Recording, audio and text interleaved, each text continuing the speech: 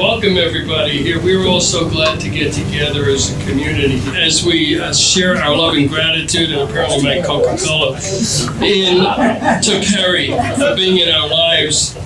Short in height, he was a giant of a man to many of us, and let us honor and never forget him. So as we're assembled here today, I begin by remember one of the spiritually significant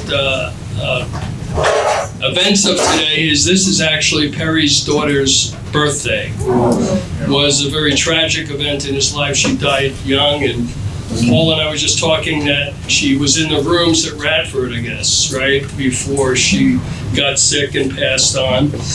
And of course today's a very holy day in a lot of religions, so it's only fitting that we're joined here together.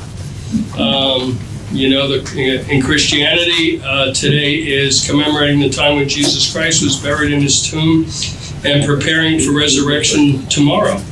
In the Jewish faith, today is both Sabbath and the middle of Passover, a holiday that's been going on 3,000 years. It's the oldest continuously celebrated holiday on the Jewish calendar, which is one to remember God's deliverance to freedom from bondage. It's quite fitting, isn't it? And we're in the month long of Ramadan, celebrated by Muslims since the 14th century, when their sacred book, the Quran, began to be revealed to their prophet Muhammad. So bringing all this together, this is not meant to be a religious meeting, but it's certainly a spiritual unifying get-together. And on our program, we would like to start with the opening prayer from Seamus. Please.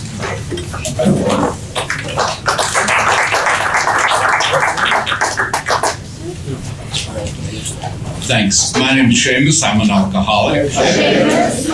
I thought it would be fitting for us who are walking a spiritual path, and on this occasion, there's a prayer that one of my favorites by Thomas Merton, and it's the prayer of the pilgrim, and it says, "My Lord God, I have no idea where I am going. I do not see the road ahead of me.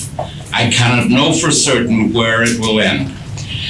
Nor do I really know myself, and the fact that I think I am following your will does not mean that I am actually doing so. But I believe that the desire to please you does in fact please you, and I hope I have that desire in all that I am doing. I hope that I will never do anything apart from that desire. And I know that if I do this, you will lead me by the right road, though I may know nothing about it. Therefore, I will trust you always, though I may seem to be lost and in the shadow of death. I will not fear, for you are ever with me, and you will never leave me to face my perils alone." Amen. Amen.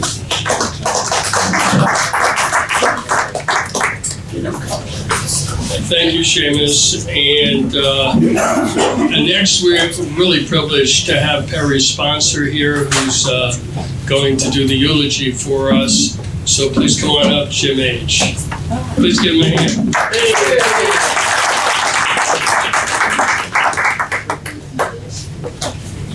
Thank you, Ira. Hi, everybody. I'm Jim, an alcoholic. And great to see everybody today, and to come and pay our respects and express our love for our dear Perry Cross. I'd like to pay a special recognition to Ira and his team. I mean, Ira was really the architect of this event. He was the spark plug of it, and not to diminish the contribution of the others, but Ira was the leader of the team, and I'd like to pay a special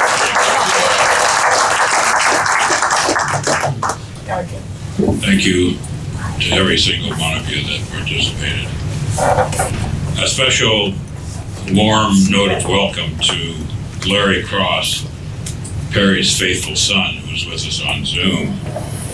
It was Larry and his wife Debbie who so tirelessly and lovingly took care of Perry and his latest illnesses.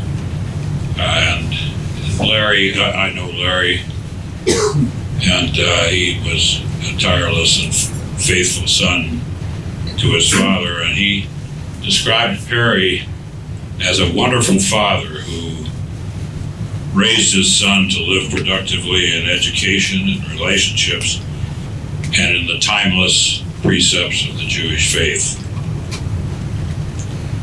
So welcome, Larry and Debbie. Our ancestors have been coming together to mourn their dead since the time when the world was lit only by fire. But we who came out of the lightness, or came into the lightness from the dark, we had grown tired of mourning, mostly for ourselves. So it's perfect that we're calling this celebration of Perry's life, for he was almost too good a man to mourn. He was one of the most authentic and intuitive men I've ever known. His appreciation for his sober gift and his sense of humor were both lighter than air.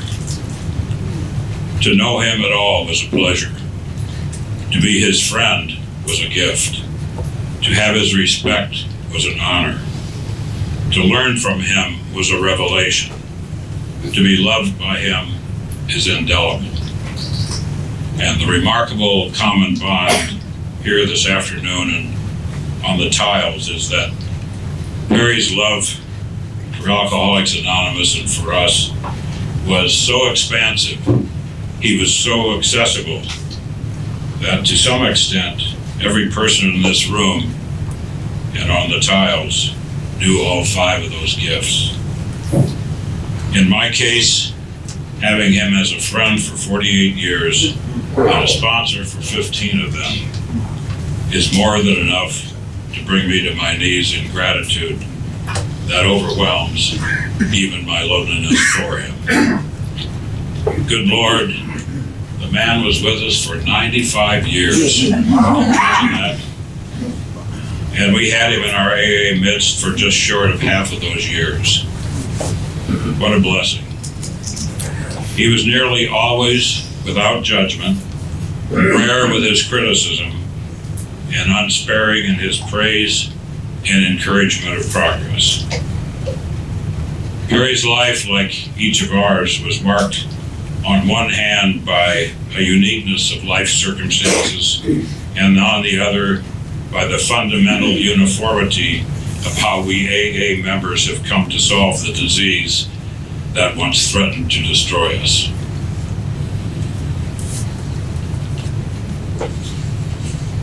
Perry was born in Brooklyn, New York, on February 26, 1928, to parents who were in show business. That's where he got his entertainment genes.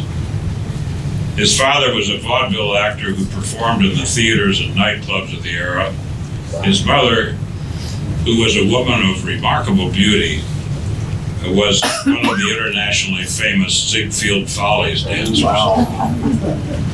If you met her later in life, as I did, you could still see her beauty and her poise. The emotions that dominated Perry's early life were familiar ones: timidity, fear, and a sense that he did not fit the world. I was a nervous wreck, he said, very simply. These feelings began to ease when, as a teenager, he was given a summer job as an assistant social director at a big resort in the Catskill Mountains. His assignment was to entertain the single girls with games and dancing, which he did with a flourish, great enthusiasm, even as a young boy. One evening, he went to perform his duties at the bar, which were ordering Cuba Libras for the girls. And on this occasion, he ordered one for himself. That was his first drink ever. I remember the feeling, he said. of that warmth that comes down and pours into your lungs and chest and settles that anxiety. I felt like a different person. From then on, alcohol and I were partners for a long, long time. Perry went to college in Rhode Island, and at 5 feet 7 inches tall and a featherweight, made the basketball team. Take that, LeBron James. And in high school, he had already met a girl named Madeline. They were going steady and they were soon married. When Perry arrived home from college one day, he had a letter awaiting him from the draft board, ordering him to report to duty in the Army. Some of you younger folks may not know that in those days, even after the end of World War II, service in the military was still mandatory. Not exactly eager to be a soldier, Perry did some research and learned that men whose wives were pregnant could be deferred from the draft. You know what's coming. He immediately picked up the phone and called Madeline at her office and said, "Get home immediately." She said, "Why? Why?" And he said, "Don't worry, get home, I'll tell you later." And of course you can imagine the flurry of physical activity that followed. As Perry always said, motive is everything. But the happy result was their first child, their son Larry, and a release from the draft. In telling this story, Perry would always say, don't forget, this was after World War II ended. He didn't want us to think that he wasn't willing to go into battle. Madeline, by the way, as Ira mentioned, Madeline and Perry were to have a second child, their daughter Melissa. And I think that was the first severe loss in Perry's sober life. It really crushed him. But by this time, he had 10 years of sobriety to help him accept the things he could not change. Perry's alcoholism took deep root while he was still very young. And with it, ironically, the beginnings of a remarkable career in show business. From a page boy at NBC at Rockefeller Center in New York, he rose rapidly to become a major producer in the dawning era that made television the dominant medium of our culture. Much later, when he found sobriety and its grounding quest for humility, Perry would never boast of this notoriety and talk about it only when he was asked. But make no mistake, he was a big deal. While the clock of his illness ticked on without pause, he produced shows for every marquee name in television. Among the many were Jack Paar, Ernie Kovacs, Jonathan Winters, and most famously, Johnny Carson, the star of the longest running, most famous late-night entertainment show in history. Meanwhile, he produced the Emmys, the memorable Laugh-In show, and many others. At a point where he was considered to be a mainstay on the Carson show, Perry made a fateful career decision, the only one I ever heard him regret. Jerry Lewis, the famed comedian linked so closely with Dean Martin, persuaded Perry to leave the Tonight Show to produce specials for Lewis in Los Angeles. In looking back at this, Perry said his sole motivations were greed and ego. We know that ego on a personal level, don't we? Aldous Huxley called it the nagging, interfering, neurotic voice. Following his short-lived success with Jerry Lewis, Perry's drinking and growing unreliability gradually made him unwelcome in the close-knit show business community. He sank into the deadly state we know as incomprehensible demoralization. But the defining moment in Perry's life came one night in 1975 at his and Madeline's Beverly Hills home. Perry, riddled by his illness, and once again suffused by fear and resentment against the world, was sitting in his den watching the television he now hated.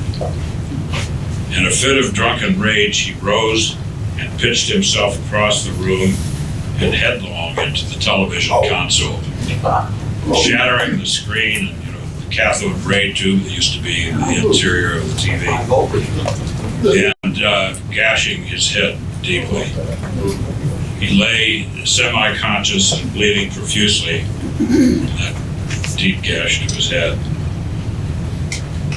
Once again mustering her love and compassion, Madeline did two life-saving things. She called the paramedics, and then she called Alcoholics Anonymous. As the medics staunched the bleeding and stitched up his head, without anesthetic, Perry bragged. Not medical anesthetic. An AA member was getting into his battered Volkswagen and driving to the house. He came in impeccably dressed in a suit, Perry said, and started to share a message I had never heard before. That was December 14th, 1975. Perry Cross never drank again. Every single day, that man who drove over, whose name I think is lost in anonymity, drove Perry to AA meetings, sometimes twice a day. There was a window that was blown out in his Volkswagen, and Perry would complain. This is December or January. That he would complain about, I'm freezing. Turn up the heat. Well, the heat's already up. And he said, I'm freezing to death. And the guy says, you'll warm up. And he did. And because of that man, in his service, which is what, as you know, Bill Wilson calls the primary healing circuit, the fires of Perry's alcoholism started slowly to cool, and he began to be lit from within. He didn't know it or even hope it, but he was to be equipped with the means, Bill's words again, to return to the world we once rejected and once rejected us. This is especially evident, I think, in Perry's innumerable sponsees, many of whom are in grateful attendance. In early 1976, I first encountered a man sitting and holding his coffee with both hands in the ante room of the AA clubhouse on Bradford Street in Studio City. These were the rooms where my own sobriety had been established and nourished.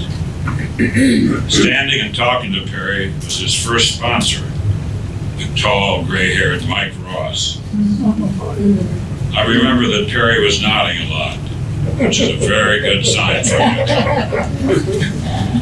This is also the place where Perry would meet his second wife, Ann, with whom he was to have a storybook romance and marriage until her death in November of 2004.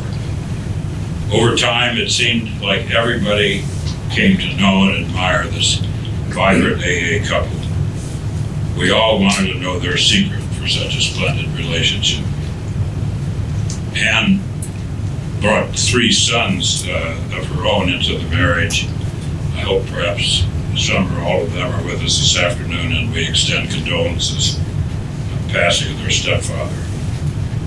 As many of you know, Perry and Ann teamed up to form a highly successful career in real estate in the San Fernando Valley. They were just inseparable in love and work. You could never see them. If you saw them apart from each other, you started to worry. It was just amazing. After Annie's celebration of life in early 2005, Perry and I were chatting alone, and he said, "You have to promise me you'll do my AA eulogy." We were both relatively young then, and I laughed it off and I said, well, let's see who runs on a runway first. And here we are.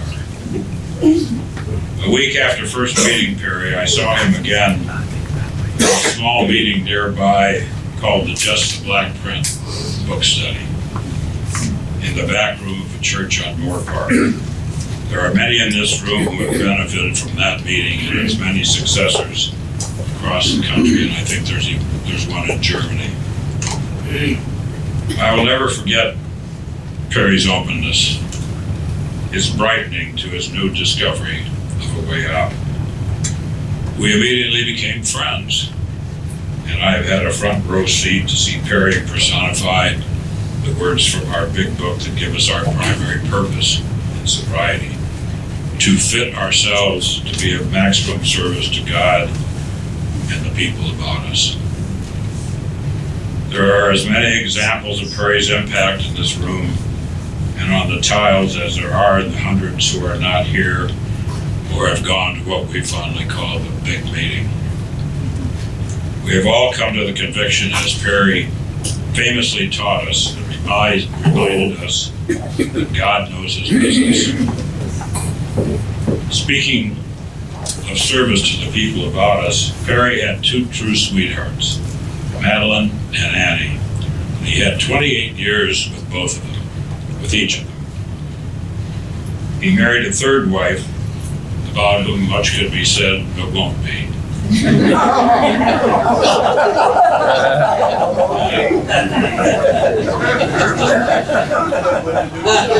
Glad you agree. And finally, he married Karen, who survives him and for whom he was a devoted caretaker. Annie, as many of you know, suffered an incurable illness, and many of you were witnesses to Perry's unstinting, unsparing care and devotion to her as she journeyed through the latter stages of life. I would even venture that Perry set an example for Ray's tender care of his Linda, and perhaps even for Larry's care of his father, Perry. When Perry asked me to sponsor him, sometime after Mike Ross died in 1993, I paused for only a millisecond. I knew him intimately already and realized I wouldn't have much to do. With some very difficult exceptions, it was easy street and a privilege. And then when my own sponsor, Clint Hodges, died in 2007, I was bereft. I had never trusted a man as deeply as I trusted Clint. I thought perhaps I had lost the one rock I had come to put my foot on. What folly. One night in my sleep, another gift came, and when I woke up, I called Perry and asked him to be my sponsor. It is not always a very good idea for a man to be sponsored by a man he sponsors. And I don't think we advocate this as a rule. It's hard to be both inside the box and outside of it at the same time. But Perry was so immersed in our AA principles that on every occasion when the sponsor should exceed the friendship, he was equal to it in candor and truth. He knew the one was larger than the other. As Perry illustrated over and over, when one of us rises from our dilemma, we can all rise. When one of us admits his faults, we can all move up and away from our own.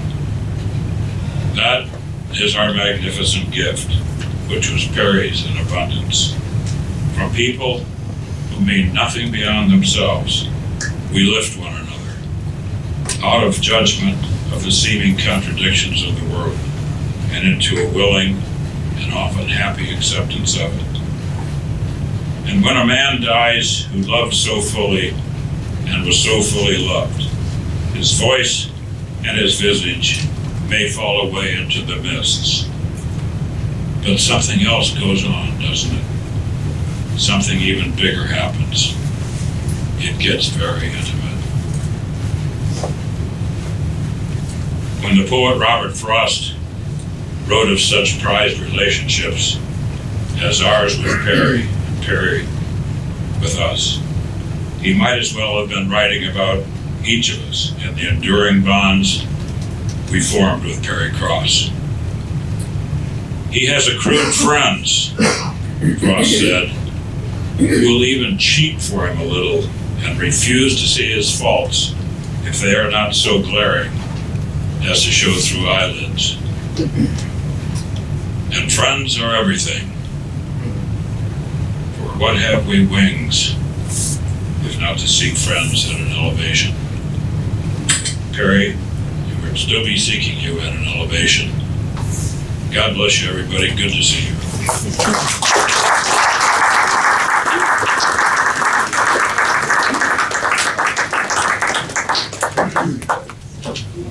We are certainly honored and fortunate to have heard you today.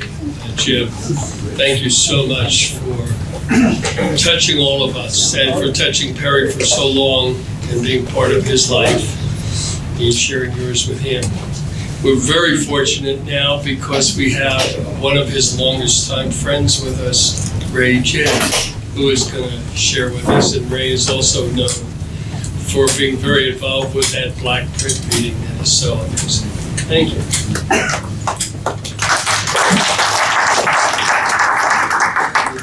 Ray, and I'm an alcoholic. I met Perry Cross December 6th of 1977 at my first AA meeting. And that meeting was led by that same distinguished gentleman, Mike Ross. And, I didn't know it at the time I met Perry, but Mike was Perry's sponsor. And Mike was to become my first sponsor. So the three of us were very close. And Mike and Perry spoke a lot. So they'd call me and say one or the other of them was speaking somewhere, and we would meet at Radford, and we would drive to wherever they were speaking and have dinner and meet with some of the members of the group and go to the meeting and hear one of them talk, and then after that meeting we would go have coffee with people. I mean, I can't tell you, for a guy that never had anything part of life, normal life, till AA, the life I had with those two guys was amazing. And it opened up so many doors to me. I met so many people that I never would have met. And it enriched my life in ways I just can't say. And those of you that knew Perry well, he was hysterical. And Mike Ross was just as hysterical. And I'm telling you, we would drive to these places and they would talk. And I can't tell you about the laughs we had. And eventually, I met a lady in AA. How was it? Seamus said, Perry, at my 40th birthday party, Perry said, and then Ray started getting married. But I met a woman 10 years into sobriety named Linda, and we married. And Linda and Annie, I loved Annie. Annie was as funny as Perry was, let me tell you. I did so much with them, it's unbelievable. But it turns out that the lady I married and Annie knew each other when they were both drinking. They played contract bridge together. So Perry and Annie and Linda and I can't tell you what all we did with each other.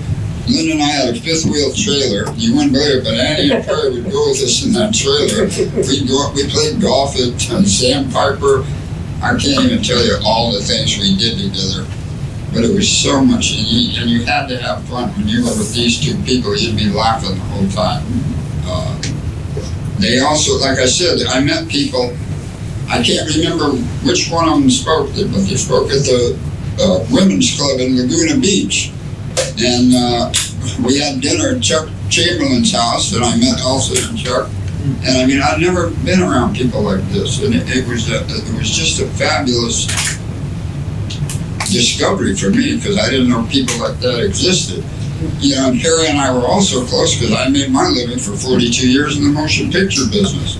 So we had a lot in common that way. And years and years ago, Terry, and I don't know how many of you knew a man named Gil Robinson, who was in the entertainment industry. But Perry and Gil would get the entertainment for like the Roundup down here years ago. They would get the entertainment for the Southern California Convention. They'd get the entertainment for the San Fernando Valley Convention. And I'm telling you, the laughs that you could have with these people were just unbelievable. They enriched my life so much. But Perry really embodied the principles of Alcoholics Anonymous. I've been active my whole time, and in over 45 years, I don't think I've met many people that embodied the principles the way that Perry did. It was amazing to watch this man, just how he maneuvered in life. And like I say, watching he and Annie, the times I had with them. I mean, when I think about, I just never had relationships like that before Alcoholics Anonymous, and I never knew they existed till I met those people and had those experiences with them. So, you know, if he was in your life, I'm sure he enriched it in some way. I just loved them. And like I say, I loved Annie too. It was just, and now, you know, so Mike was my first sponsor, and Jim's been my sponsor, I don't know, for 20-something years, I guess. So Perry and I had a lot of common sponsors and all. But I just can't say enough about them. But I just absolutely, you know, we that meeting that Jim was talking about that we went to, which was the Studio City Big Book Study, that meeting was founded by Mike Ross and a couple of other people from Radford. And eventually, when I turned about in 1991, I guess I was about 14 years sober or something like that, Mike took me to dinner and he said, mind you, for the first 14 years I've been at that meeting, there was only one reader, Mike Ross. And so I went to dinner with Mike that night, and he said, you know, Ray, I'm really starting to lose it. He said, so I want you to alternate reading at this meeting with me. You read one week and I'll read the next week. I said, okay. So Mike read one week, I read the next week. And a year later, he took me to dinner and he said, hey, Ray, you're going to be the only reader at the meeting. I said, no way. I said, Mike, you had 29 years when I got here. I don't have that kind of, I can't do that. I said, I'll pick some people, and if you agree to it, we'll be the readers. And it was Jim and myself and Perry and Diane Adam and Linda, my wife. So there was 5 readers at that meeting. And Perry was a reader at that meeting until Annie got so sick they had to move down here. And when they moved down here, they lived at Heritage Palms at first in Indio. And Linda and I would still come down on weekends, and we would go over, and as long as Annie could, we would play cards with them and do stuff with them and have a ball. But then finally Annie got too sick and she passed. And some years, and then I came down here when I retired, and we started a black print meeting down here. And Perry was one of the readers down here. He became one of the readers down here. So I have a long history with Perry, and I can't tell you how much I'll miss him. But even more than that, I'm so grateful to have had him in my life, because he gave me so much. And all of you have a good rest of your weekend.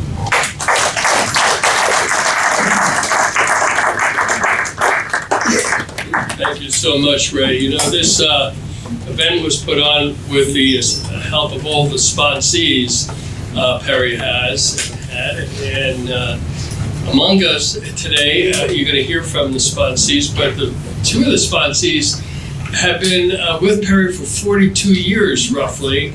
I think you're a month apart so you've come from one's from Los Angeles, one's come from San Diego. So let's start with you, Artie. Will you please share your Artie B? Sure.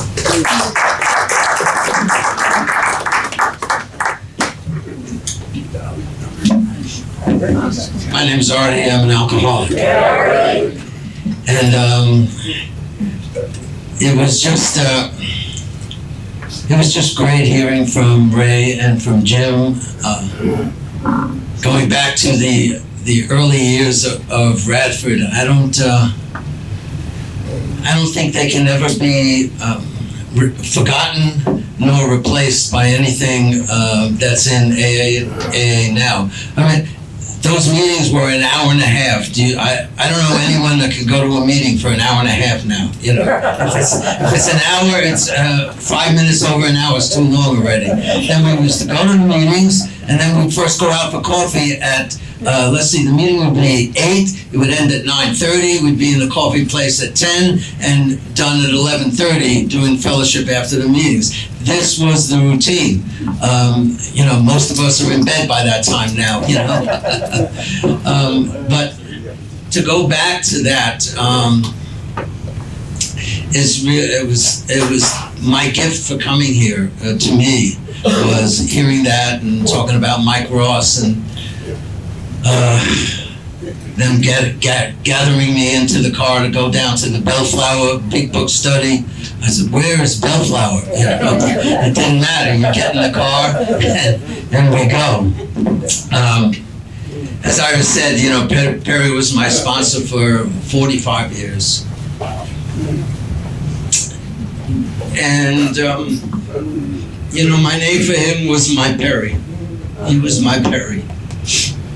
And I remember once saying, going to him and saying, wow, Perry, I says, you know that you've been sponsoring me for 25 years now. He says, really? He says, it's enough already. That was my Perry, you know? I was one of his first dual addicted. I don't know about Paul, but I think I was one of his first dual addicted sponsees. And I would see with some of the things that I would have to tell him and some of the things that I would have to say to share with him, I could see his eyes like in a cartoon turning around and go. He didn't get it, he didn't understand it, and it was quite a relationship that we had. He had really, he had the patience of a saint. I remember I would come to him. I would always try to think of things that I could do that you couldn't do in AA, and maybe it would make me more comfortable. I remember the first time I asked him, I said, Perry, is it okay if I smoke a joint and not, you know, do any drinking? And he would just go, no. And then I remember hearing about this new thing, natural wine, right? I said, I got it. I went over to Perry, I said, how about natural wine? And he go, no. If you know Perry, that was exactly the way he would do it.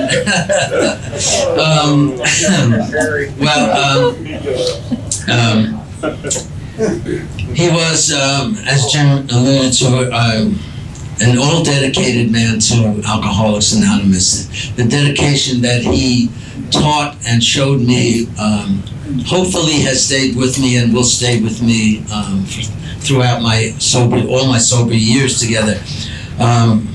As he said, really successful TV producer. He would tell me stories about 30 Rockefeller Center that were just with all the comedians of that time and that era, and the people that he worked with. You know, he also discovered Barbra Streisand. He was the first person to bring her onto,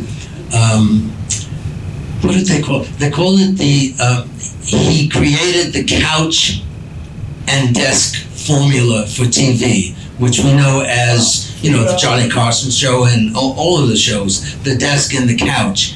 And one of the guests he brought in when he was producing that was Barbra Streisand. It was like, wow, you know, his career was wow. And yet, just as Jim said, he never spoke about it. He certainly never bragged about it. But he was Perry, sober member of Alcoholics Anonymous. And, you know, above all, that was what he did. his sense of humor was beyond. I asked him once to speak at a charity dinner for a friend, and he started his talk, and he says, we're talking about a man's man. He was very kind, very handsome, a great sense of humor, a successful man everyone looked up to. And then he looked up and he said, "But enough about me." The place went crazy. You should see the guy we were talking about. I'll never forget that. And he was, you know, the wisdom that he had. He was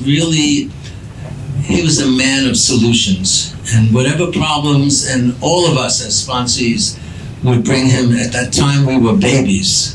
I just remembered that. We used to call us sponsee babies, and I was his baby, you know, and I loved it. I was his baby. And, you know, in AA we say that Alcoholics Anonymous gives us a new design for living. Well, I thank God, I thank AA, and I thank Perry for giving me that new design for living. I've always said it, and everyone that I sponsor it knows as well.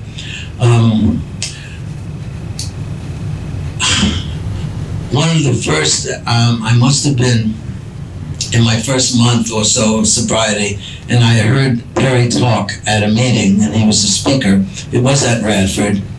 And he tells the story of when he was new in the meeting. He's sitting there and listening to the meeting being conducted, and it was at the time of the seventh tradition, and the guy stood up there and he said, "We have no dues or fees for Alcoholics Anonymous. At this time we'll observe the seventh tradition." So Perry, being new, with his ears not working really well, he thought the guy said, "We have no Jews or thieves in Alcoholics Anonymous." So he gets up and he says, "This is not for me. I'm out of here." And the Jews or thieves thing has stuck with me for the very first time I heard it. I never got over it.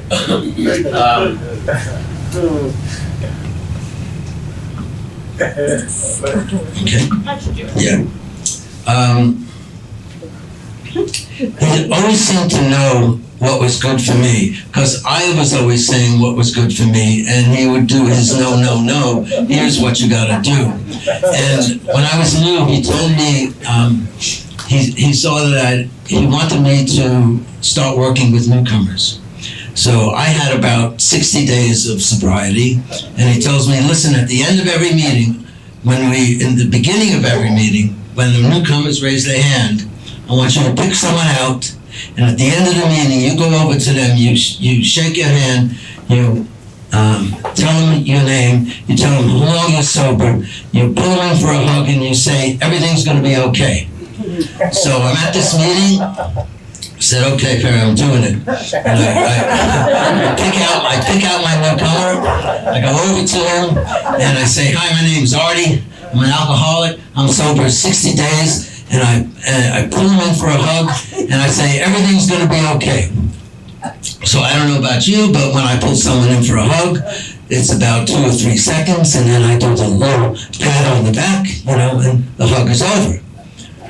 Not over, so we're hugging, and so I do a duplicate pat, 10, 15 seconds in, it's not over. I'm hugging, and I can feel the guy shaking, and I can feel him start to cry. So he starts to cry, I start to cry. And we're in this thing, and I tell you, in hug time, it was at least 45 seconds, and that's a long time. I let the guy go, finally, and I said, "What the hell, what happened?" He said, he says, before I come over, I decided that I was gonna go out. And I was getting ready to get high. He says, and then he told me that everything's gonna be okay. And he said, he says, I just couldn't get over that. So he went his merry way, and I was left with this overwhelming feeling for the first time that I can ever remember of self-worth, self-dignity, doing something with no reward in mind. And I went over to Perry and I told him about it. He says, all you have to do is listen to me. That's all you have to do. Everything will come your way. He and Ann we were inseparable, as was alluded to by Ray as well. We played golf together, we vacationed together, Ann and Perry. We had a really special relationship. She was amazing. She could be in the middle of closing a deal. If someone said, let's go play golf, she'd say, I'll be back, and she would go play golf. She was absolutely addicted to golf, and it was in a wonderful, wonderful way. Perry and I used to attend, we had what we call the Generations meeting, and it was held in my home, and we'd meet once a month, and there was one time when we had 6 generations of sponsees to sponsees to sponsees to sponsees 5 and 6. And they looked at Perry, he was the great grandfather of all of us. And it was amazing to be that. About 2 months prior to his passing, I got the gift of having lunch with Perry and Karen together in their home, and where they were staying in Simi Valley. And the thing was, he didn't talk about him. He didn't talk about her. All he did and all he was interested in is, what have you been doing? How is your life? How's everything going?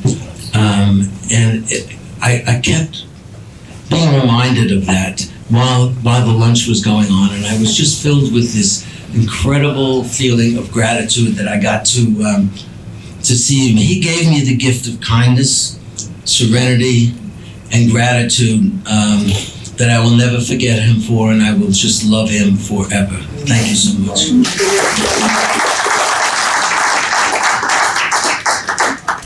Thank you so much, Artie, and thanks for clarifying that, because I always thought they said no Jews or fleas. But I stayed anyway. The other gentleman who is got a long-term relationship of sponsee is Paul H., who's come to us today from San Diego. And before you share, Paul. Yeah, that's right. We all remember Perry did that to let us know it's time for a checkup. Perry would give us a checkup. Is this microphone working? Hi, everybody. My name is Paul Hiller, and I'm an alcoholic. Having Jim here today, and Ray and Artie, if you didn't know Perry, you know him a little better now. When I realized I was going to have the opportunity to say a few words, it was daunting. I mean, how can you encapsulate, in words? I just didn't think it was possible. I met Perry in 1980. We were both real estate agents in Studio City. He was teamed up with Ann, and he was an old guy. And when you're 30 years old, anybody in their 50s is just an old guy. They're not in your generation. They're barely on your radar screen. If we spoke a few words, that was a lot. And in April of '81, I came into the Radford Clubhouse, and I was I don't know if there's a word for it, I was a walk-on. I didn't come through, any of the recovery houses, which there weren't that many of them back then, pre-Betty Ford and stuff. But I remember I'm walking into the clubhouse, And there's Perry, and he's so surprised to see me. He knew my name. We knew each other's names. We didn't know each other very well. And he was like, Paul, what are you doing here? And he caught himself. What would I be doing there? And he said, Paul, come with me. You're going to sit with me. And well, that sounds good. After the meeting, he took me out to, I think it was Dupar's, but there was a whole group of places we could have gone that were all in the neighborhood.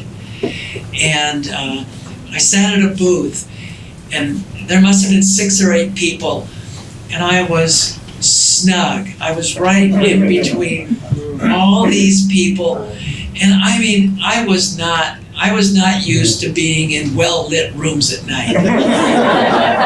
My rooms had mirrors and clinky glasses, and being sober and around these people, and there was an electricity. There was just that people were alive, and they were talking, and it went on till 10:30 at night, or 11, whatever it was. I remember, because I had one of the very early self-driving cars. It on its own would stop at bars on the way home and liquor stores, and it would get me home sometimes. I didn't know how it did it, but it had to be driving. Anyways, I remember these nights. They were my early days of sobriety, and I would make it all the way home without stopping in the bars or the liquor stores. And it was just, and I remember, I think it was my second or third meeting, Perry told me he was going to be my sponsor, and I figured, well, if that's the way they do it. And what, I think that it was said by Jim, there was an authenticity about Perry. The Perry you met was the Perry everybody met. It was the Perry you saw at work.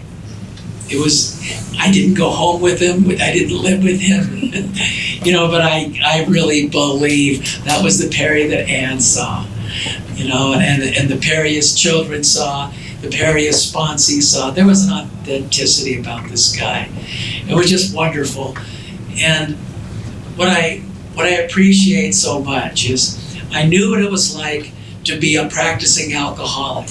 And I knew what the future looked like as a practicing alcoholic. It was like what yesterday looked like. You knew that tomorrow you were going to have a hangover, and the next day, and all this. What Perry showed me was what a sober man looks like. And I had never seen that before. And I saw somebody with dignity and a life. He had 5.5 years sobriety when I came into the rooms. And you know what? Perry had, he must have had 20 people in the room he was sponsoring. I mean, there were times when I'd want to talk to Perry, and people would just be coming up left and right. It was like they had to be near him. They had to say something to him. The attractiveness of this man, it was heartfelt, and just genuine. And he cared about us. And when I think of all the gifts in my life, the good and wonderful things that have happened in my life, they've all been a result of Alcoholics Anonymous, of doing things for other people and not putting myself first. And I learned that from Perry. I say that Perry was a good example of a good example. And I will forever be grateful for the time I've known him, and the other sponsees, my sobriety brothers, have had. It has enriched my life. Anyways, I'm going to stop there. I'm sure there's so many other people who want to talk about that.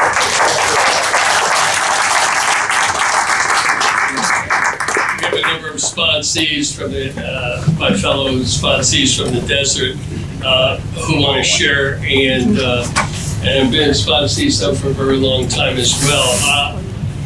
On Sunday, I'll be 38 years sober, but there was a woman who knew Perry longer than I did, and that's my beautiful wife, and she's going to get up and say a few words. Tara, please.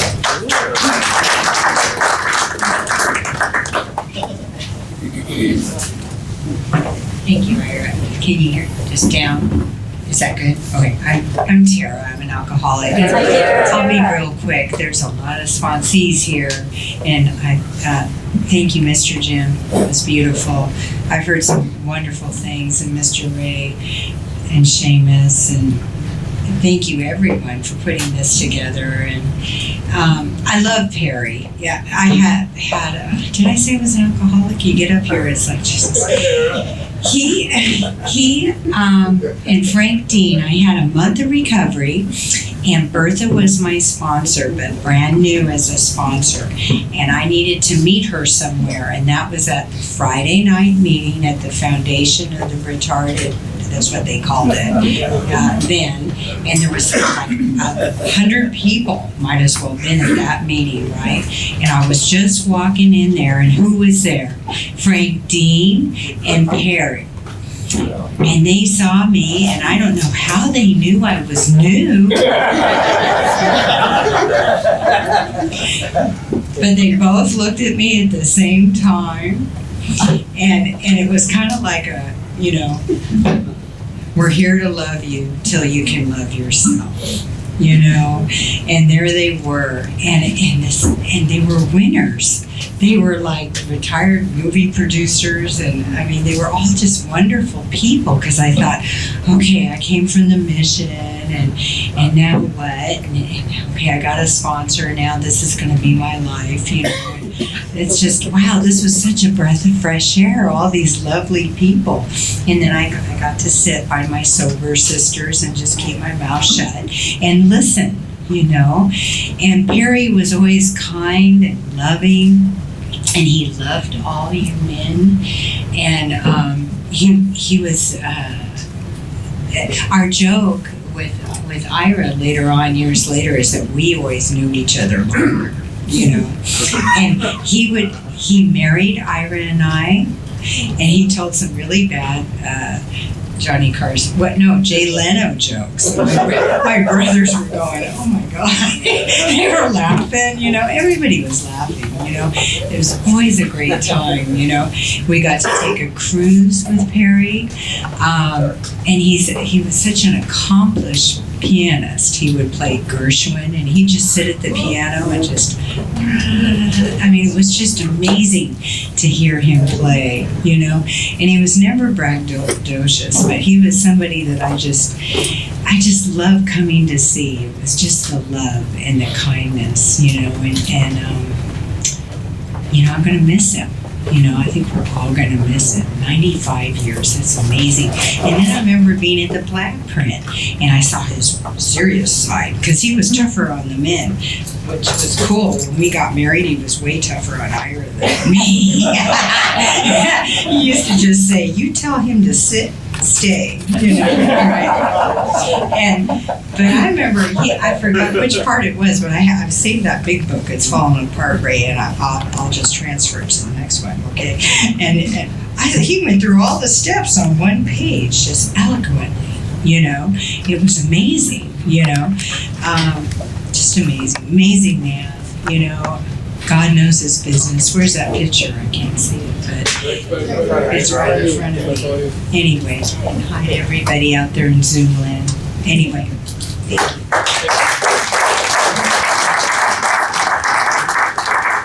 I'm glad you pointed out when Perry started being a ladies' man. It was in the Catskills. He could flirt and be a ladies' man and get away with it like nobody could. Right? He had a very special quality where he was not offensive at all, you know. So we have a number of sponsees and others who we hope will share in this last hour. There's a book going around. We ask that you sign it because we're video recording this, and we'll be able to give you copies of the video, shoot it to you. Rick, would you like to lead off from the sponsee? I'm Rick, I'm an alcoholic. I wish I had something funny to say. I just don't. I'm so glad to be here, and and the company, and this is the legacy. This is the legacy that we inherited, and the Generations Group. I'm glad you got the start of that. He got to bring it down here. You know, I met Perry. I moved down the desert about 23 years ago at 18 years sobriety, and for a second marriage that was ending, but you know, last chance. You know, environmental change, geographical, all that kind of stuff. Anyway, I hit the fan one Saturday night, and of course I was going to 559, and Sunday morning they asked me to lead the meeting. And I just remember being tearful. I didn't talk about he, she, or it, or any of that kind of stuff. What I talked about is I was just hurting. And Bertha came up to me afterwards outside. She said, it happened, didn't it? Because she and I were pretty close. And I said, yeah. She says, well, here's the deal. I'm going to be your sponsor till you find one. And you don't want to hear my story. And I'd heard her story, so I don't want to hear all that stuff. I'd be embarrassed, I think. Anyway, so she gave me Perry's number. She said, I want you to call this man. I think you'll like him. I like what he represents. And I remember I called him. He says, well, you know what? I'm speaking at Cornfield Friday night. And Cornfield's a big meeting there in Palm Springs. He says, and I used to be in show business. Why don't we do this? Why don't you come audition me? Because he says, I've auditioned other people. And I just remember, I was pretty broken. And I remember walking up to the meeting, and he was standing outside and with Annie. And they gave me a hug and took me in. And he's sitting right in front. He's the speaker. You know, he sat me right in between them. And it was just like, you know, God works in mysterious ways because I needed that. I needed that kind of love. You know, one of the things, a couple of things that I learned from Perry, you know, God knows his business, but the other thing he said, stay out of the results business. You know, you do things because it's the next right thing. You know, watch your motives and all that kind of stuff. Now, the legacy is again, sitting in this room. There's men in here and some women, sort of. Anyway, that I've done a lot of things with, you know, we've and that they wouldn't have normally done things with, whether it's cars or you know, big book studies, dancing, you know, going up in Big Bear and stuff like that. Bar mitzvahs. I went to a bunch of bar mitzvahs with these guys. You know, it just. But one of the things he said to me, he says, "You know what? I'm Jewish, but I'm not going to be your banker." He says. He says, I've been married a bunch of times and I can't be your marriage counselor. You know, and he said, and you're into cars and I don't know anything about them. So, you know, he says, you're going to get the outside help. And that was one of the things that, because a lot of times we say, oh, I've always thought I need. You know, he says, but I can keep you sober so you can get that help and stay sober and become the man that you need to be.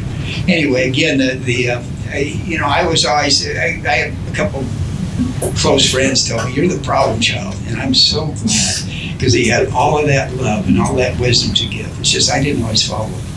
But I'm here today and you know, it hasn't hit me because I got to say some goodbyes and do the internet. And Larry said, no, do it on the phone because he can read it to him. But it hits today because this wouldn't be happening. I wouldn't be here today. We wouldn't be here today. Anyway, Perry, I love you and you know that. And thanks for letting me share. Luther, would you like to come up and say a few words?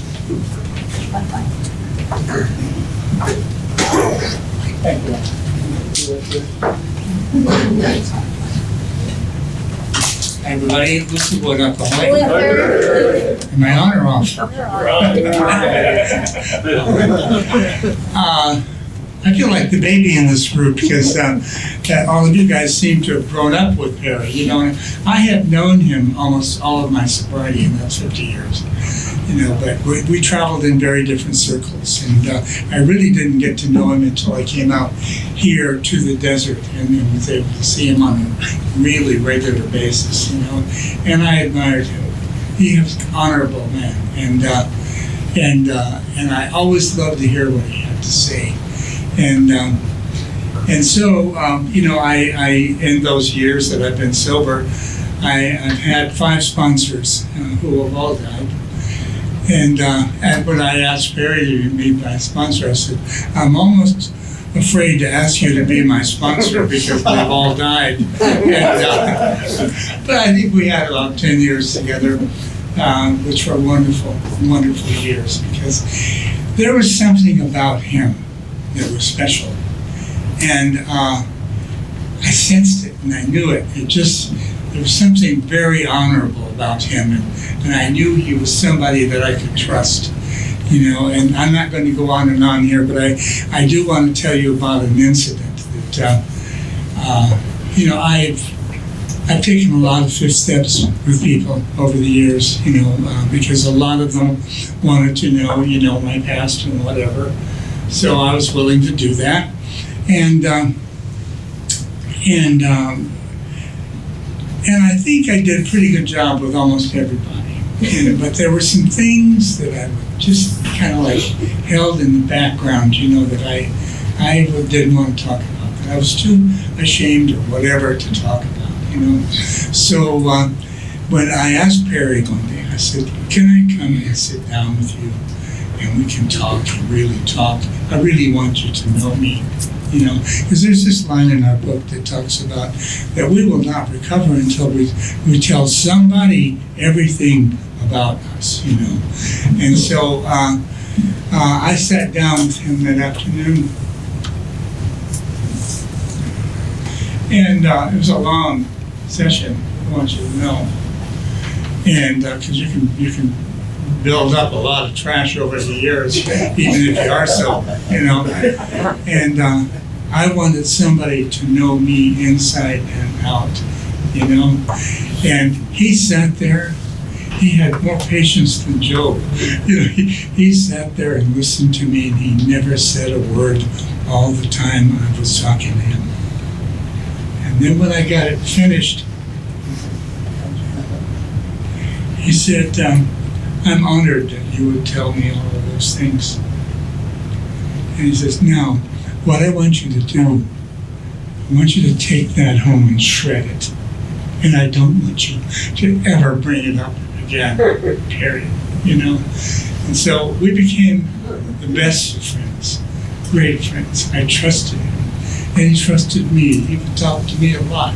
I had more time than him, but there was just something about him that was very noble and very trustworthy. So, Tara said it. I'm going to miss him. I'm going to miss him a lot because I loved him a lot. So, thank you.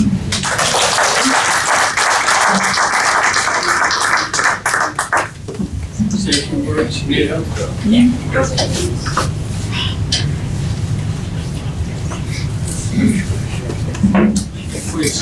By the way, everyone on Zoom, we hope to get to Zoom after a few more people. But whatever you're putting up on the chat, we are saving it. We are recording everything, including your words on chat, and it'll be in a video after. I'm Eddie. I'm an alcoholic. I'm smiling right now because, God, look at the laughter that this man brought to this room and the heritages he has. And I think of one thing I'll start with. I am through Shirella, and she was a character. And those two really were very interesting together. He told me something I'll never forget as long as I live, and I want to share it. You guys have been with it forever. He turned around and told me, he says, "I'm not here to teach you anything. I'm here to remind you of what you forgot." Never forget that. And it's a truth. Gee, we forget everything until we have someone like that in our lives. I would meet him down at Starbucks. I'd call him, and once again, he would say, "What's up? What are you doing?" And basically, he called me more than I called him. He did. He was just a remarkable man, and he says, "Don't talk about anybody. Don't. It's none of your business. None of your business." And I'll never forget that.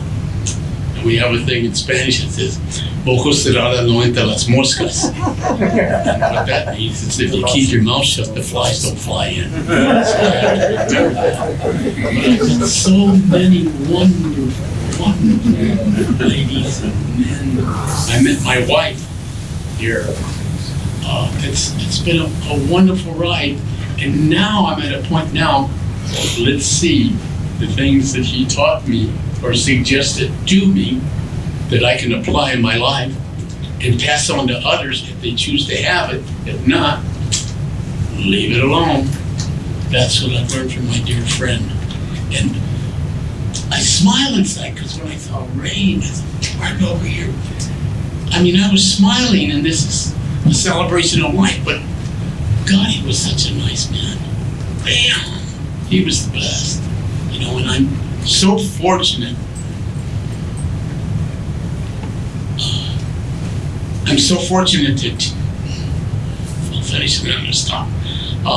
I'm so fortunate to have him in my life. Thank you.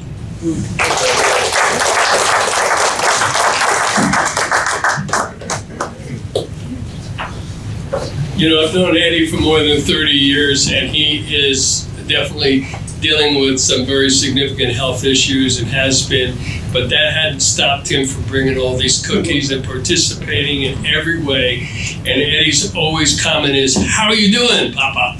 You know, always thinking of others, always in our hearts, Eddie. So please eat his cookies over here, make him happy. And now one of the people, again, the sponsees, we all did this together, but one of the real strong people here was Simon, who's done so much for today's event. Simon?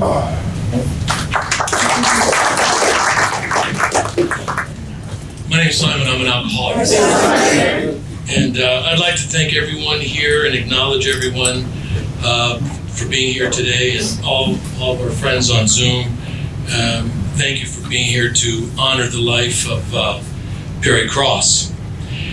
Before I moved to the desert, I got sober in Los Angeles, in Culver City, California, and I had a great sponsor there. His name was Dan Sherman. He passed away a few years ago. God rest his soul. And he was also a great mentor and friend and sponsor, as Perry was to me, and really helped me with integrating the steps into my life and learning about what the meaning of the big book and the legacy that had been bestowed upon me. It was really awesome.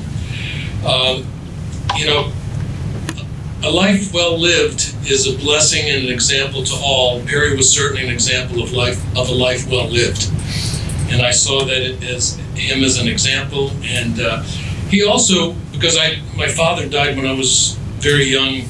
He was like a father figure to me, which I hadn't had in a number of years. And it was just awesome to have someone like that in my life. I first met Perry at a Friday night big book study in 2004 when I had moved to the desert, and I was drawn to him by the way he behaved around others. He was cool, calm, and very collected. And I just really liked that because I wasn't anything like that at all. But shortly thereafter, I asked him to be my sponsor, and from that day on, he was always there for me. Happy, mad, glad, or sad, it didn't really matter. He was always a tremendous support system, and my go-to guy that I could go to regardless of what it was. And like it was shared earlier, that he would call me more than I would call him, and I thought, is this the job of the sponsor? But I got to tell you, I guess it was. It was really awesome because he went above and beyond the call of duty as far as I'm concerned. Little did I know at the time that I would become a member of an incredible sponsorship family, of which many of Perry's sponsees are here with us today, and Jim, his beloved sponsor as well. And Perry's life wisdom was captivating, and his willingness to share it was inspiring. A few of the qualities which were passed on to me from Perry were, integrity, which I really lacked a lot of that when I came around.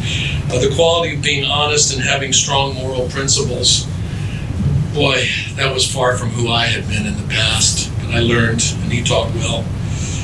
Courage, learning how to face challenges and learning a better path to take as a result of being courageous.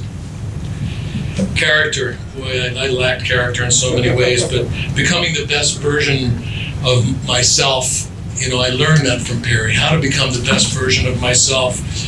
He taught me that there was nothing that I really couldn't do if I wanted it enough, and if I worked at it long and hard enough, and if I believed and if I had faith.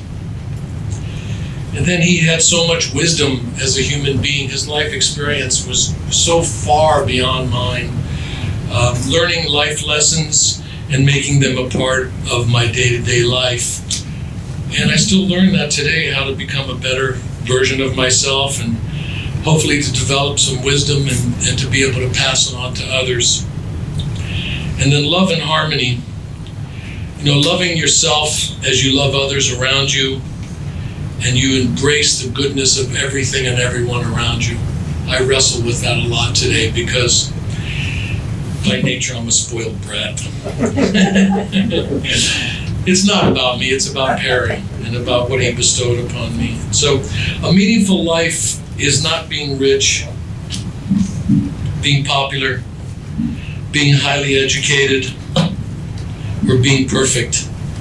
It's about being real, about being humble, being strong, being able to share ourselves and to touch the lives of others. Perry touched everyone he came into contact with in a positive way, which invariably made you feel better about yourself as a result of knowing him. He will be in all of our hearts forever. Forever. I'm exceedingly grateful for being a small part of a life well lived. Perry, may God bless you and keep you as you join the giants of our way of life.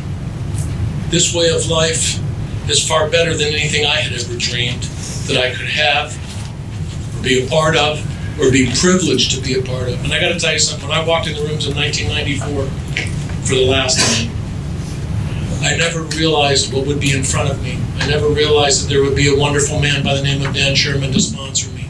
I never realized that there would be a Perry Cross to nurture me, to care about me, to love me, and to bring me forth to become the best version of myself.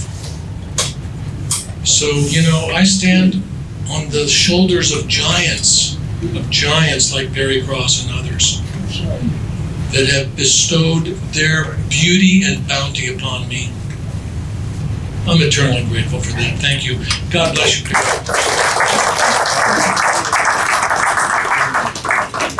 Thank you, Simon. He articulated so beautifully what it is to be a terrific sponsee, which means he'd be a great sponsor. So if there's anybody in this room, don't hesitate coming up to Simon, please, after the meeting. Men only. Next, I'd like to ask another member of our team here who's been wonderful in helping us put this together, and the sponsee of Perry's, Mike, please. Thank you, Ira. And, I'm looking out here today and everybody's talked about this a little bit. But I just know Perry would be just so happy and so overjoyed that everybody took this time on Saturday, a holiday weekend, to be here and to help us all celebrate such an incredible life lived. We've all had our stories with Perry, and I'll sort of follow suit with that. I moved down here from the Bay Area, San Francisco, about 17 and a half years ago. And I was newly sober, year and maybe a month or two. And so I started going to meetings, and I was still kind of coming out of the fog. That first year, thereabouts, it's a tough period of time. Started going to meetings that I had heard about this Monday night men's stack and the amount of sobriety there and the richness of people that really had the goods, in this program. And so I started going, and I met Perry through other people that I had met. And after, I don't know, a month and a half, I ran up by this guy and said, I don't have a sponsor here yet, and I'd really like to, talk to Perry about it. The guy said, wow, he sponsors about 30 people, So, I said, I didn't quite know that was the amount, but he said, well, you can try, Okay. So, from there, I sort of got up the courage, he was always friendly and everything, but I got up the courage one day at a coffee break or something, and I asked him, and I was like shaking, I was like, will this happen, And he looked at me and he just smiled, and I saw the peace, in his face. And he said, Mike, what are you doing tomorrow morning at 10 a.m.? And I said, I'll be wherever you are. He said, that's fantastic. Let's meet at Starbucks or whatever. So anyway, from there, it moved on.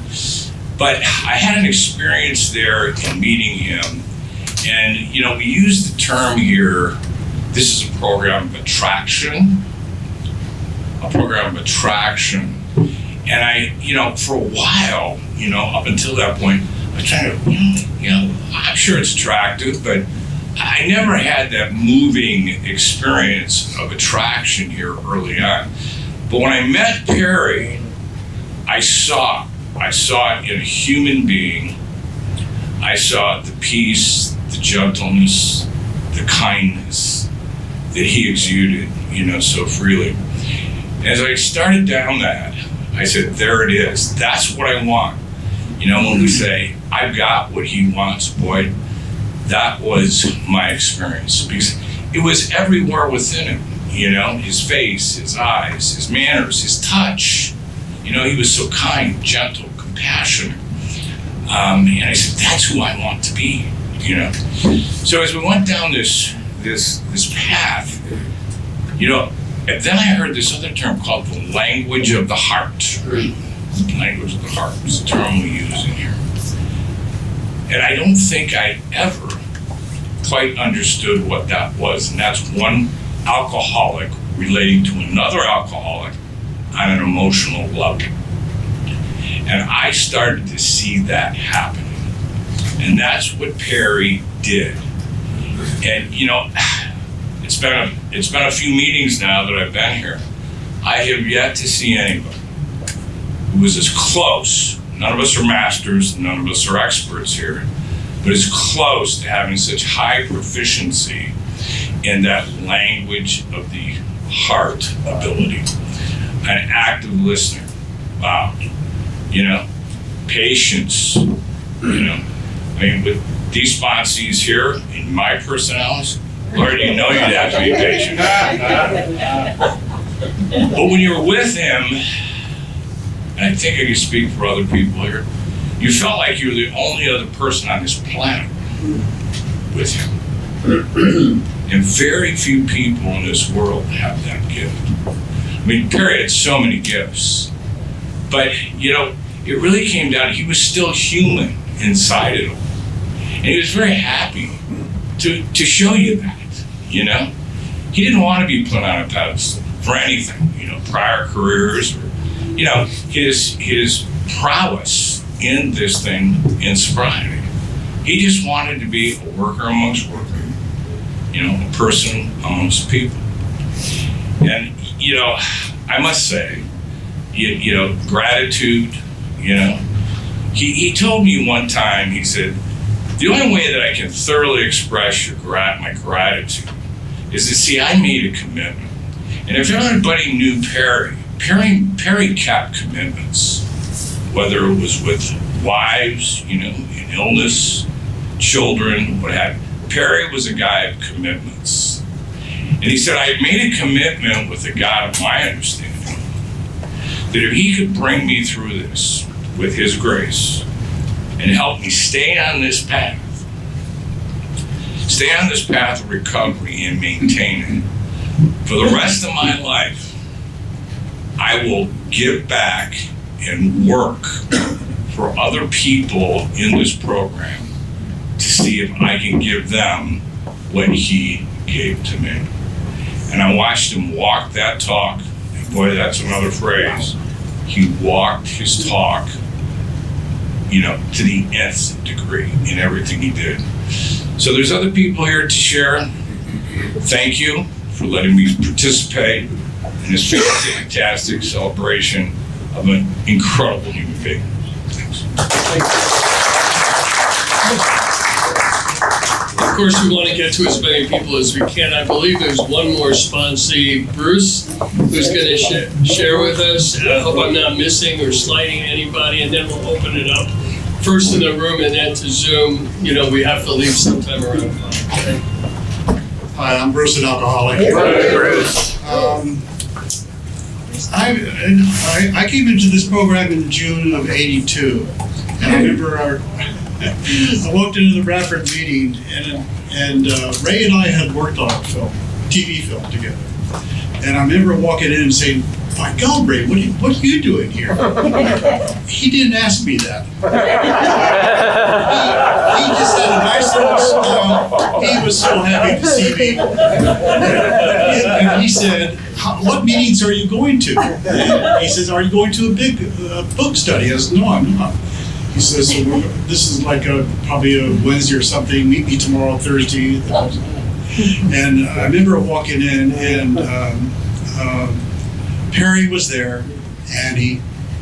And so I've known Perry. He didn't become my sponsor until I moved here to the desert. And boy, I saw what these gentlemen have been sharing, what Perry was. Anyway, one thing Jim got into a little bit about it, Perry's history in the television is something, and I just want to add that if you ever want to see his credits, I printed out like 2.5 pages of his credits. If you go to IMDb, it's International Movie Database, imdb.com, and you can see Perry's credits. It's really something.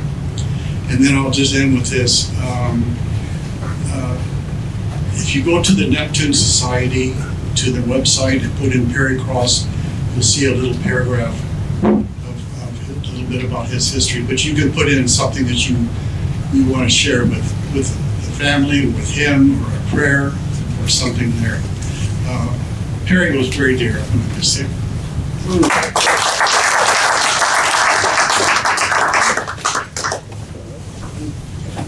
Thank you, Bruce. From what I've heard and seen, and we all know, Perry's credits are all sitting right in this room and on this Zoom. Who would like to share that, has a desire to share?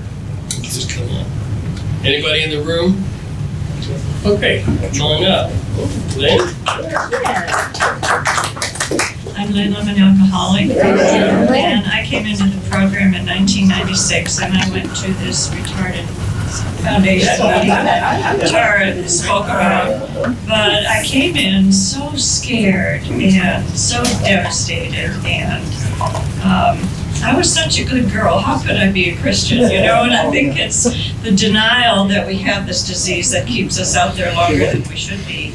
And when I came into the meeting, there was Perry and Annie and Mark and Dodie. Some of you will remember them. And they just opened their arms and took me under their wings. And they just loved me and helped me through those beginning days of learning how to be a good member of Alcoholics Anonymous. And so I've known Perry longer than my husband has, and I was so thrilled when he asked Perry to sponsor him, because I've always loved Perry so much. And it's been such a joy and an honor to hear all you men share how much he has meant to you all, and just all the joys and memories of such a wonderful, wonderful man. I'm just so grateful to be here today and hear what all you have said about him. He really is a special man. He's with Annie now and in a good place. Thanks.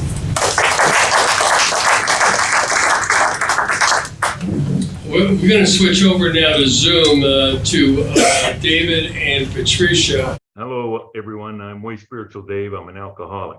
Hey. Perry always got a good laugh out of that, too, by the way. I always love Perry's humor. He, I met Perry in like right around Y2K. And Shirali, Patricia and Shirali were talking at a meeting one night, and told her that we just moved there and stuff. And I didn't have a sponsor. She said, you should ask Perry. And so that's how the transition happened. Shirali helped me. I got his number. I called Perry when he was living in India, and got to be a part of his life and Ann's life when she was there. And it's just been an amazing transition in my perception, because I come to you with gratitude in my ability to honor Perry. He had a creative mind with an inherent ability to direct men with creative minds. It was just amazing how he was able to always provide to me a means to an end. And it was about spiritual growth, almost always about spiritual growth. I always thought of him as being kind and loving, as others have mentioned already. And thank you, Jim, for taking my calls. I would check on Perry with phone calls while he was sick and wasn't able to get through to him. And I'd call Jim and Jim would update me. So I always appreciate that. But I always thought of Perry as being kind and loving. He sort of reminded me of a beatitude. Blessed are the meek, for they shall inherit the earth. You know, I thought of him as being meek, you know, loving and kind. And he always was that to me. You know, another beatitude that he reminded me of, blessed are the pure in heart, for they shall see God. You know, and he always said, God knows his business. And he was always connected to that. And he would remind me to be my God's representative here on earth in those situations that come up when life is lifey, to be my God's representative. And I attempted to do that.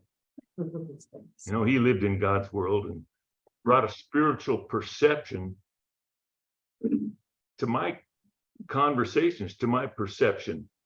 He seemed to know me as I really am because I told him the truth about me as best I could.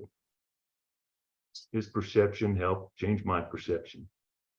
You know, after I was doing some of that step work with him and my perception changed, I had some license plate surrounds made for my wife that said happy, healthy, and in love. I was able to say that and be a part of that, you know, and represent it, walk that loving relationship. You know, he had a clarity of thought that provided a glimpse into his God and my truth. You know, the truth was always found in the spiritual angle that he provided.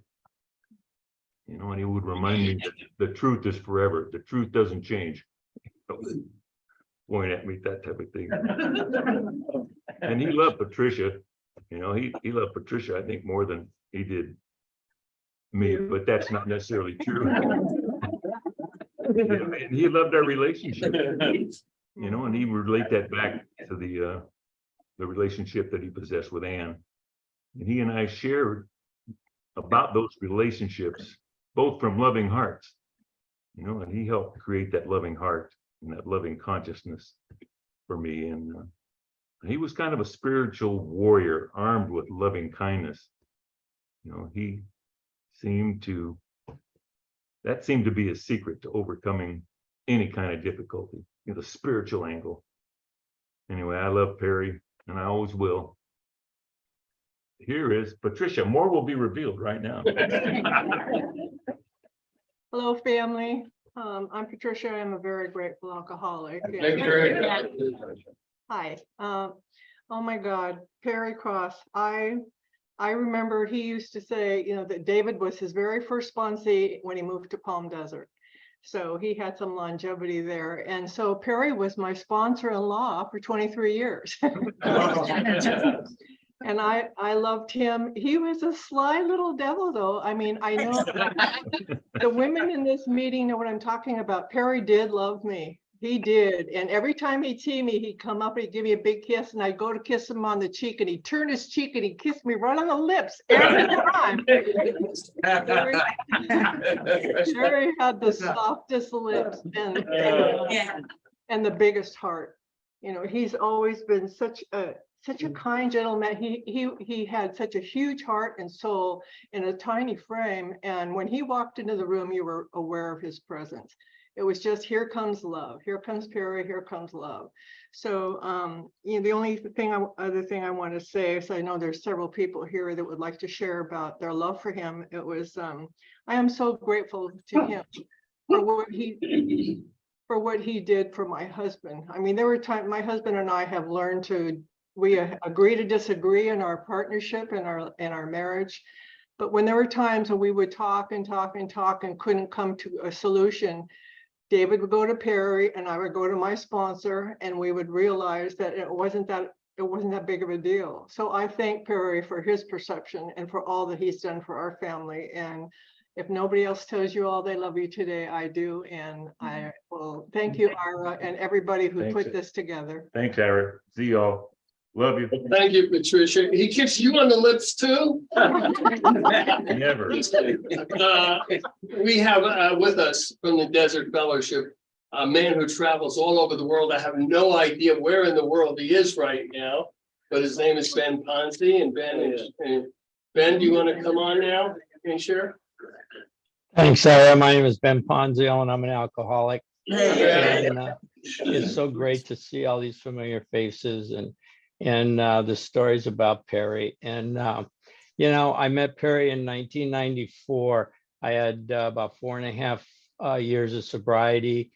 The wife that was divorcing me was back. I had my career back. You know, everything was going good.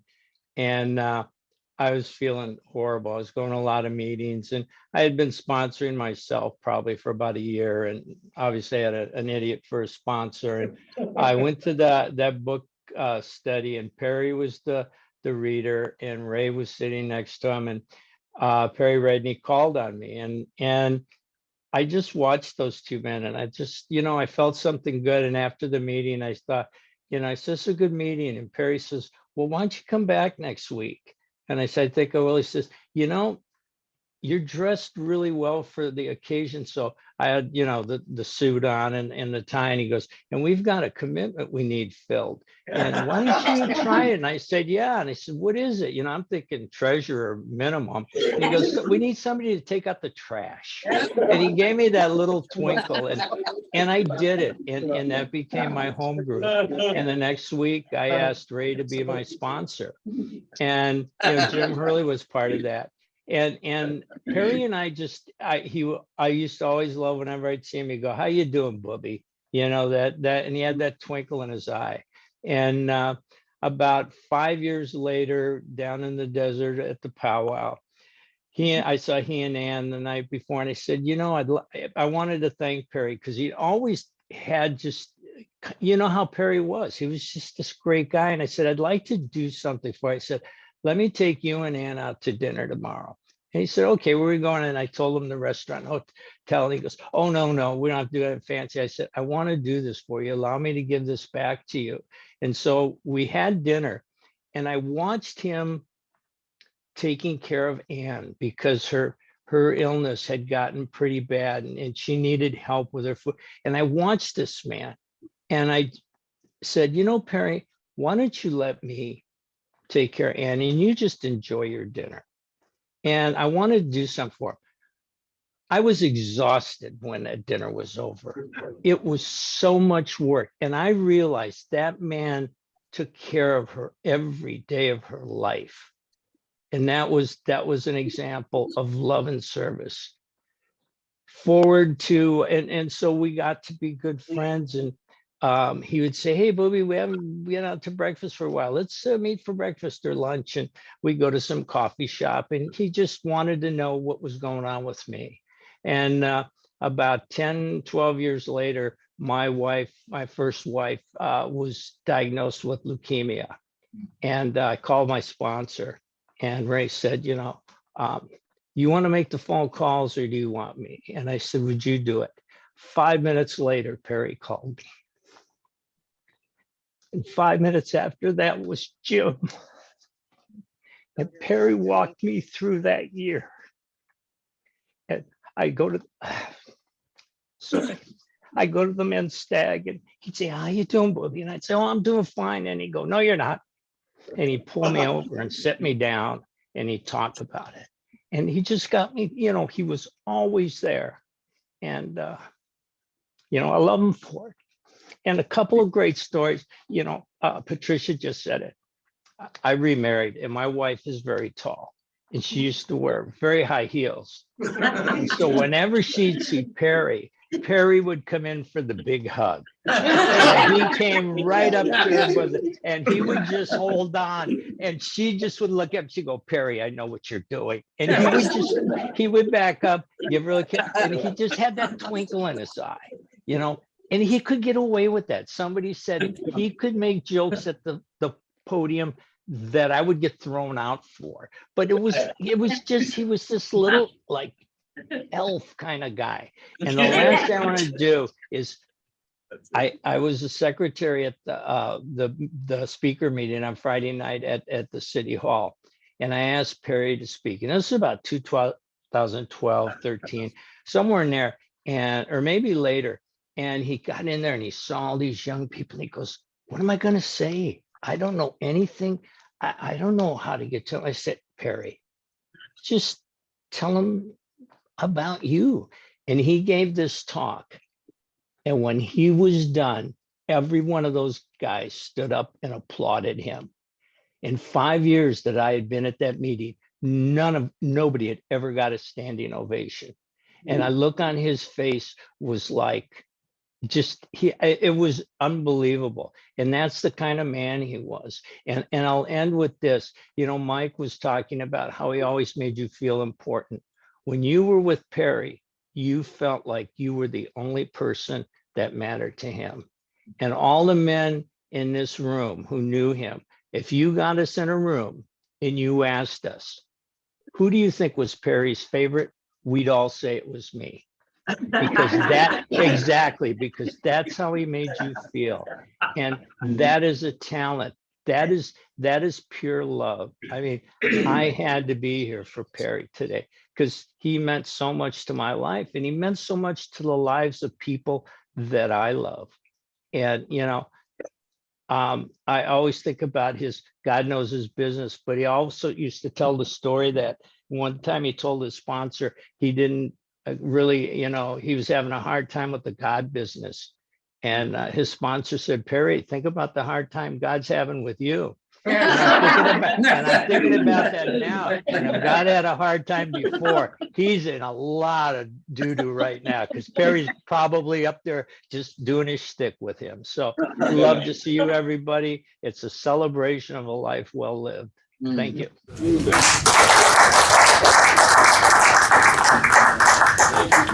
We're coming towards the end. If there's anybody with us, we say a burning desire.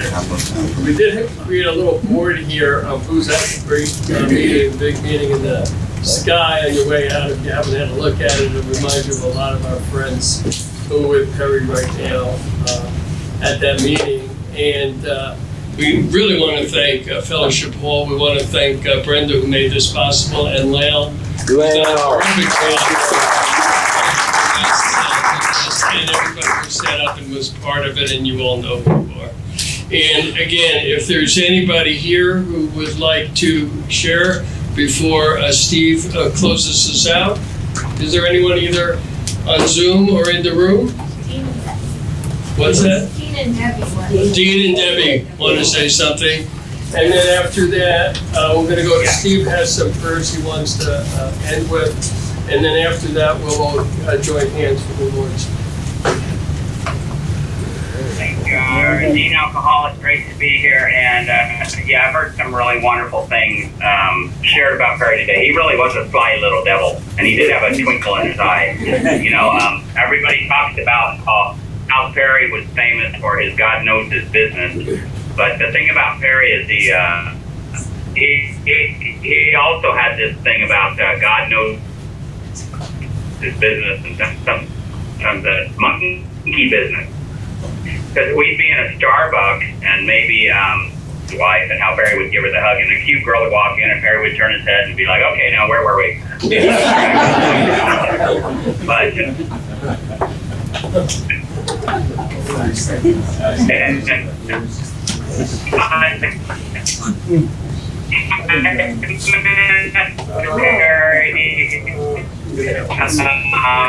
I'm sorry, Dean. We're losing you. Starting about 06 when we first moved to the desert, and I still have a sponsored play. Oh, you're losing? Okay. I guess you're losing me. Okay. Love you. Thank you, Dean. And Debbie, thank you. And again, you know, many of us have been to many parties with Perry, both birthday parties and AA parties over many, many years. And this is by far the best party for Perry that I've ever been at. And it's all because everybody over all these years have come to love him so much. So we could only hope that Perry is looking down and joining us here and getting to appreciate the party, although he's probably distracted with some women up there after all this. But on a more serious note, and all our love to everybody who's participated, please take some more food and drink after this on your way out. And Steve, if you'll be kind enough to give us the purge tonight.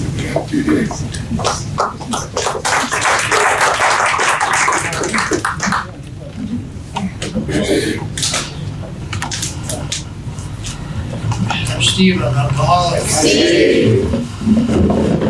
Put this on paper because I didn't know whether I'd keep it together or not. I want to say good afternoon. Where else could, there's no better place to be on Saturday afternoon than right here, right now. Good afternoon. I want to thank you all for this beautiful and heartfelt outpouring and display of love and respect for Perry. During our 20-plus years of relationship together, Perry and I shared many intimate man-to-man life experiences. He helped me to become the man I always longed to be, but never knew how to get there. With Perry's intuition, dedication, and his paternal instinct, we developed a father-son connection. Hell, I'm lucky enough to have two fathers. Perry first became my grand sponsor. I met him at that foundation for the retarded meeting on Friday night. And to get off my script for a moment, in 2004, New Year's Eve, New Year's morning, New Year's Day, I got a call. John's drunk from his wife. Well, 6 o'clock in the morning, my wife and I were in the car, running over there. The next day, Perry called me and said, I want to have coffee with you. He was John's sponsor. And I'll never forget this as long as I live. He took my hands, and he cupped my face. He kissed me on the forehead and he said, Wojciech, I don't want you to fall through the cracks. I'm your new sponsor. And so from that moment on, the love affair began. And it's to this day. He was my mentor, my dearest friend, and my true north. For this, I'm eternally grateful, and I'll miss you every day, Wojciech. I'd like to close with an old Zuni Indian prayer that my new sponsor, Joe, brought to me. It says, when I'm dead, cry for me a little. Think of me sometimes, but then not too much. For it is not good for you or your wife or your husband or your children to dwell too long on the dead. Think of me now and then as I was in life, and at some moment that it's pleasant for you to recall. But then not too long. For I'm at peace. Let your thoughts be mostly with the living.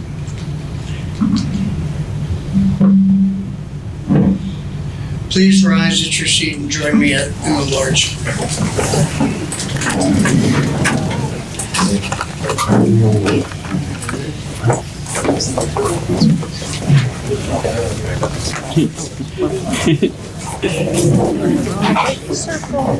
Oh, here, grab that. Our Father, who art in heaven, hallowed be thy name. Thy kingdom come, thy will be done, on earth as it is in heaven. Give us this day our daily bread, and forgive us our trespasses, as we forgive those who trespass against us. And lead us not into temptation, but deliver us from evil. For thine is the kingdom, and power, and glory forever. Amen. Kingdom